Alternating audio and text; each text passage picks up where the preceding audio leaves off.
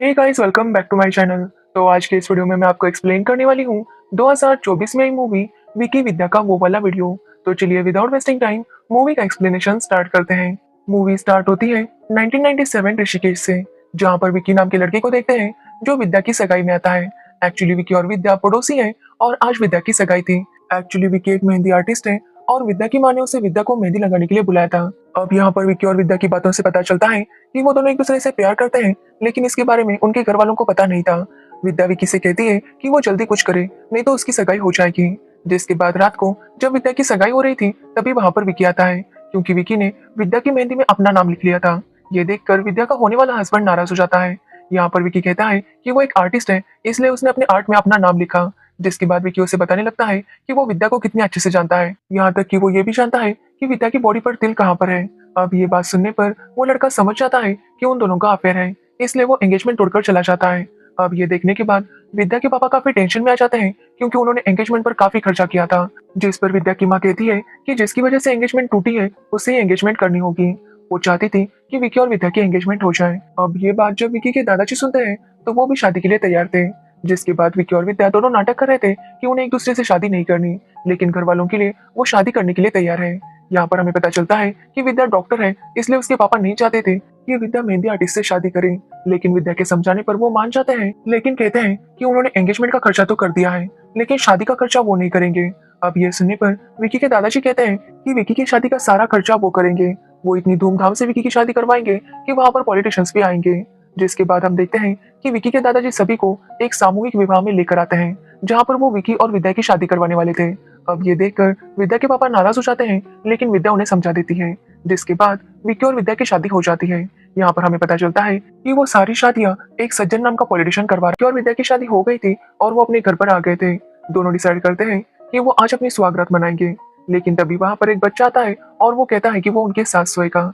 जब वो बच्चा सो रहा था तो विक्की विद्या को बताता है कि उसने उन दोनों के लिए गोवा का हनीमून प्लान किया है। अब ये सुनकर विद्या काफी खुश थी, लेकिन दूसरे दिन विद्या के पापा उन्हें वैष्णव देवी की टिकट्स देते हैं। ये देखकर वो दोनों ही काफी शौक थे। विद्या के पापा चाहते थे कि वो दोनों वैष्णव देवी जाकर आए, लेकिन विकी विद्या को गोवा लेकर आता है और वो दोनों अपने घर वालों से झूठ बोलते हैं कि वो वैष्णव देवी आए हैं। अब गोवा में विकी विद्या से कहता है कि वो उन दोनों का रोमांस करता हुआ वीडियो बनाना चाहता है। अब ये बात सुनकर विद्या काफी गुस्सा हो जाती है, लेकिन विकी उसे समझाता है कि वो वीडियो इसलिए बनाना चाहता है ताकि आगे जाकर जब भी उनमें कोई झगड़ा हो तो वो ये वीडियो देखेंगे, जिससे उनका गुस्सा शांत हो जाएगा और उन्हें एहसास हो जाएगा कि वो एक दूसरे से कितना प्यार करते हैं। अब ये बात सुनने पर पहले तो विद्या गुस्सा हो जाती है और वहां से चली जाती है, लेकिन जब वो एक कैफे में आती है तो वो देखती है कि कुछ कपल्स वहां पर फोटोज निकाल रहे थे। वहां पर और भी बहुत सारे फोटोज थे जिनमें कुछ ना कुछ मेमोरी लिखी थी। अब ये देखने पर विद्या वापस रूम में जाती है और विकी से कहती है कि वो दोनों अपना भी वीडियो बनाएंगे। अब ये सुनने पर विकी काफी खुश था और वो दोनों अपना वीडियो बना लेते हैं। जिसके बाद गोवा घूमकर वो दोनों अपने घर वापस आ जाते हैं तो देखते हैं कि वहां पर विकी की बहन चंदा आई थी। एक्चुअली चंदा घर से भाग गई थी और वो ऐसा अक्सर करती रहती है। उसे एक्टर बनना था, इसलिए जब भी उसे मौका मिलता था तो वो घर से भाग जाती थी। इस बार भी वो एक सॉन्ग शूट करने के लिए गई थी, लेकिन उस सॉन्ग के प्रोड्यूसर ने उसे शादी के लिए प्रपोज किया, इसलिए वो घर पर वापस आ गई। एक्चुअली चंदा को शादियां बिल्कुल भी पसंद नहीं थी।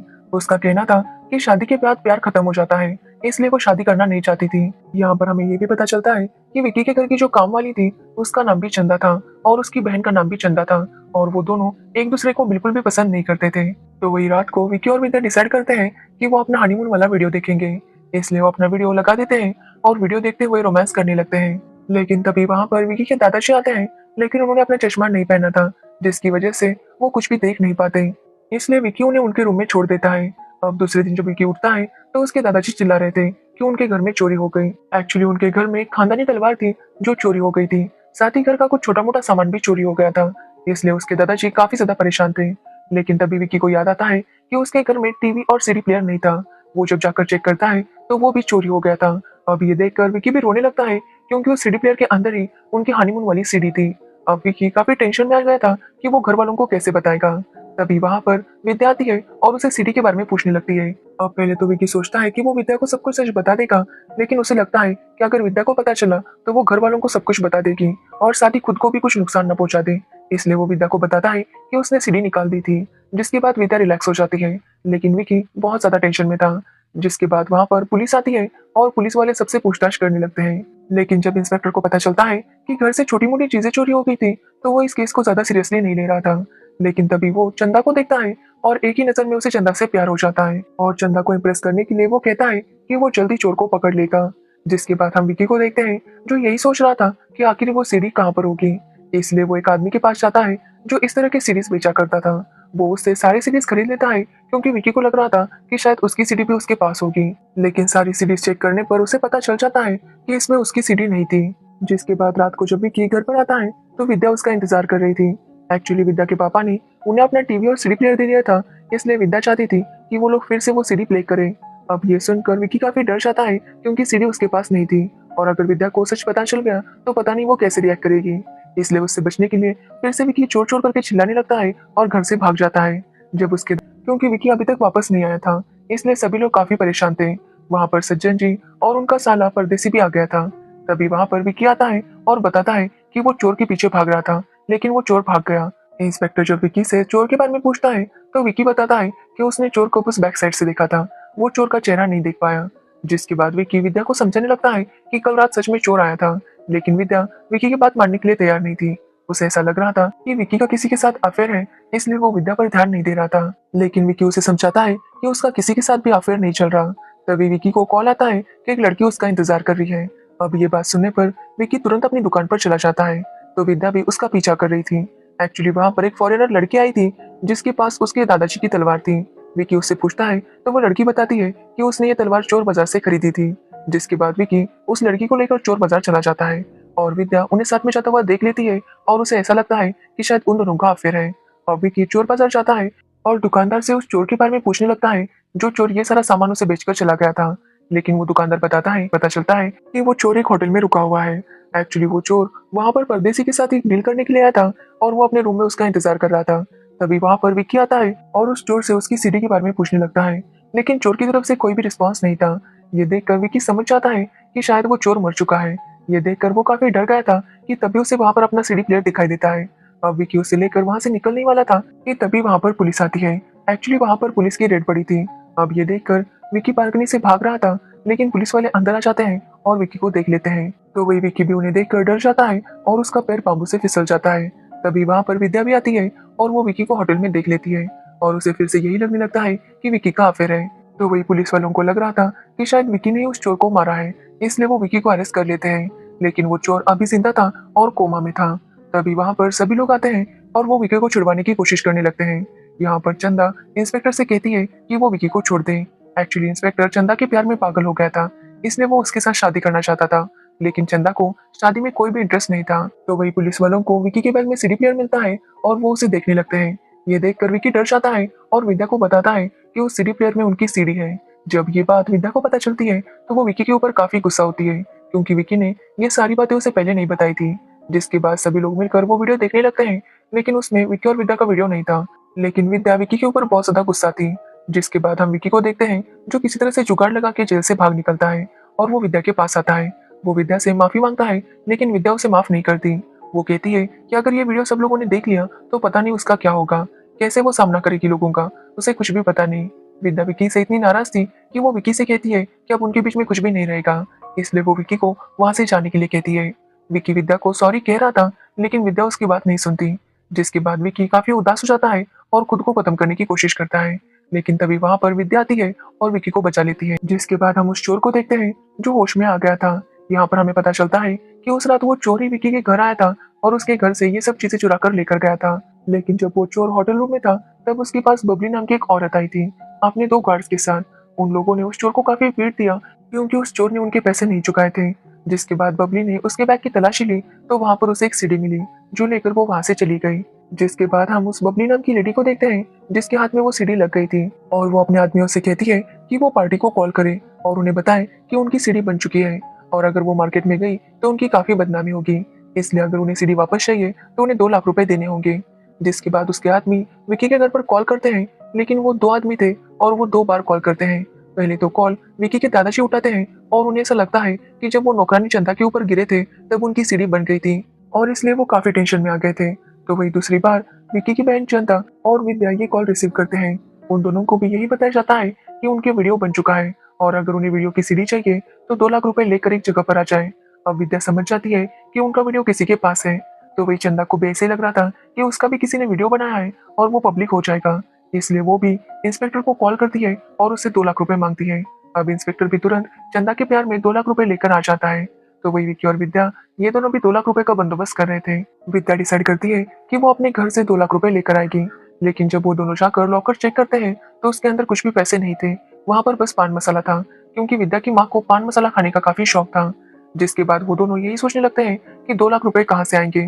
तभी दादाजी उनकी बातें सुन लेते हैं और दादाजी को लगता है कि इन दोनों को उनके और चंदा के वीडियो के बारे में पता चला है।